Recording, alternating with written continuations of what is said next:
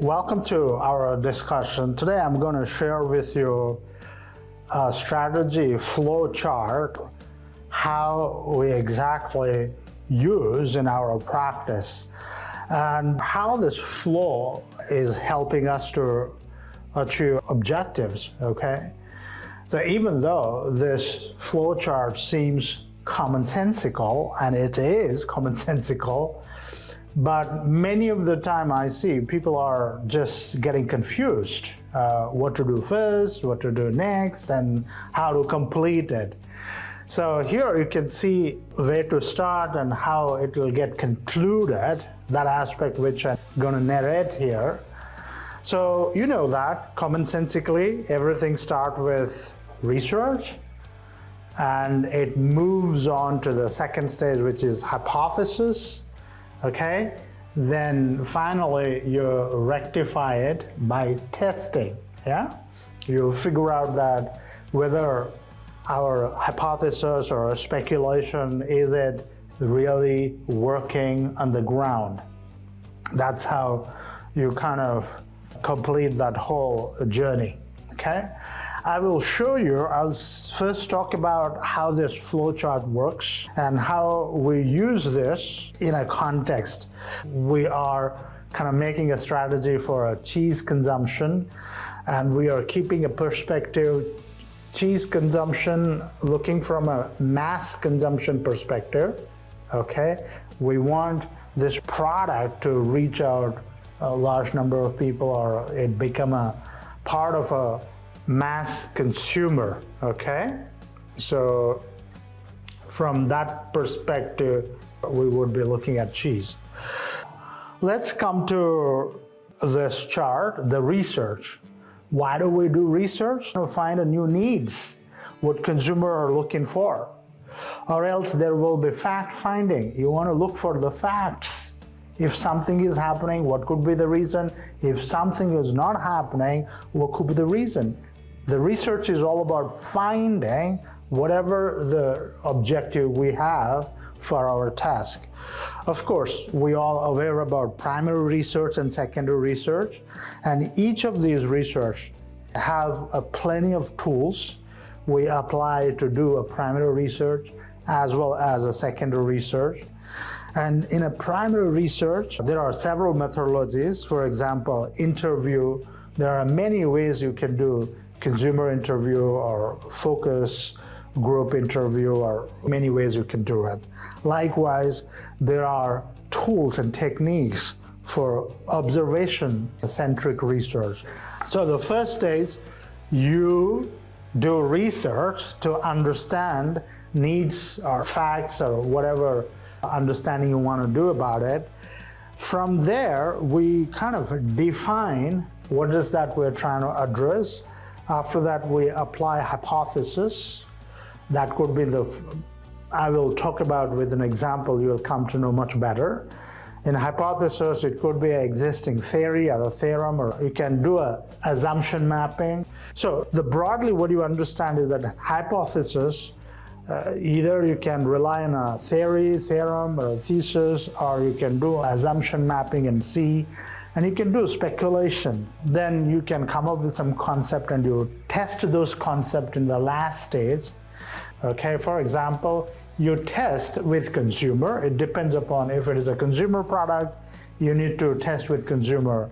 If it is a physical product where the user play the role and they are the buyer at the end of the day, then you have to use user testing. You have to do market testing. You can do, yeah. Now there are several ways you can test it. Just to name few: prototype test if it is a product, and then a mood board test you can do if it is a concept, and the pilot test. So there are several.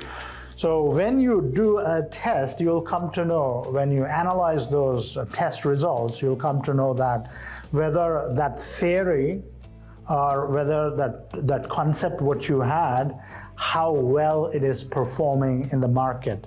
Okay, so let's look at one example. If I want to make a cheese as a mass consumer product, it's basically a niche product currently, But if I want to popularize cheese and want to make it as a mass consumer product, how can we do it? So this is a question we are posing upon ourselves.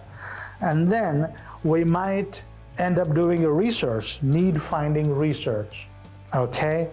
So maybe in the need finding, I might go for that understanding, especially in the food category, needs to be a mass product. Now we have to interact with homemakers because they are the one who cooks at home and they play a huge role in making something a mass product, okay?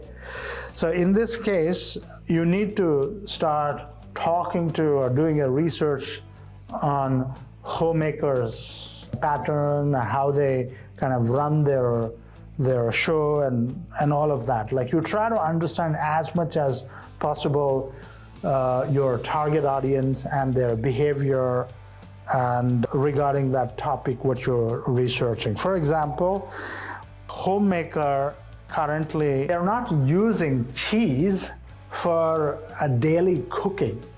This is somewhat like I'm hypothesizing it here. I'm just whatever I observe, I see that currently homemakers are using butter, homemakers are using ghee, homemakers using milk in cooking process because some of these items you need to cook your vegetables and make curries and so on and so forth. And those are an integral part to get a certain flavors. So likewise, homemaker knows these dairy items, ghee, butter, milk, curd. She knows where to use, how to use in her daily cooking. But homemaker, they don't know that cheese can be added to the curries, vegetables to enhance taste, okay? Enhance the flavor of the sabjis or vegetables or curries. So maybe in the research, if we found that a homemaker is using ghee, butter, milk, and curd, she should start using cheese as a fifth or one more dairy product, like any other dairy product, how she used while cooking, okay? Aspect, okay? So now we identified that cheese is not still become a part of like how these other four products of dairy is a part of homemakers cooking. So let's speculate on it. So we can apply speculation. Speculation is simple thing. We have milk, curd, butter, ghee. Can there be? C. M, C, B, G, C. Can we add this C happens to be cheese? Maybe we can call it a CH. M, C, B, G, CH. Can we add this last component? How can we add this in her cooking ingredient? So we can speculate on it. If we just tell her that, hey, add a cheese, it may not work, okay? So we need to study a bit of a user. User in this case, the homemaker who cooks food at home for her family. When you study, you come to know that why she is using butter and ghee. She knows that it enhances the taste and it adds the value. That's one thing. Second is, if you're cooking certain kind of curry, butter and ghee or milk or curd, they become main ingredient or dominant ingredient or vital ingredient, okay?